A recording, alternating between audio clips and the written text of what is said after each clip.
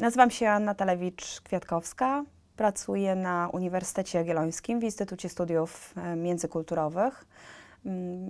Jestem związana również zawodowo z Państwowym Muzeum Auschwitz-Birkenau oraz jestem prezeską Fundacji Dialog Pcheni-Ben. Od wielu lat zajmuję się tematyką romską, zarówno w takim kontekście narodowym, polskim, jak i również międzynarodowym. No niestety takie sytuacje wciąż mają miejsce i słyszę o nich za często.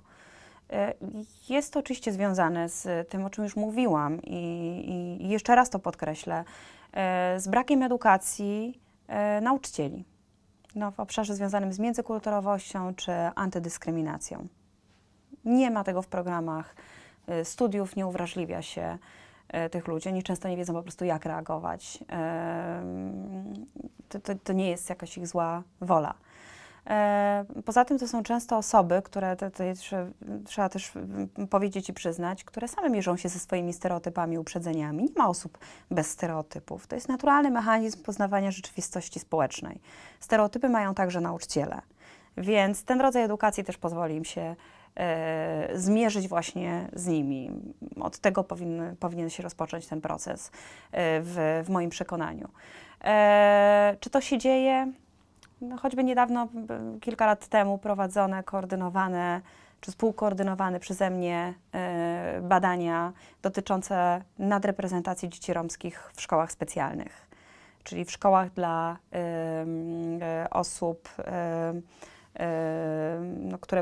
które wymagają właśnie specjalnej edukacji ze względu na intelektualne niedostatki. I tutaj sytuacja jest bardzo prosta, bardzo prosty mechanizm. Dzieci dostają test, który ma sprawdzić ich kompetencje edukacyjne w języku polskim, otrzymują mniej punktów. Rodzice ostatecznie podpisują zgodę na kształcenie się takiego dziecka w placówce specjalnej. No i szkoła ma problem z głowy, bo o jedno dziecko romskie mniej, a może nawet i jest to większa grupa. Rodzice nie są do końca świadomi, co to oznacza, bo sami są niewyedukowani, czasami bez umiejętności czytania i pisania nawet. I to się dzieje i każdy wie, że oni nie do końca mają świadomość, że to nie powinno tak być, że te narzędzia nie są odpowiednio dobrane do badania kompetencji intelektualnych tych dzieci, no ale po prostu to się dzieje.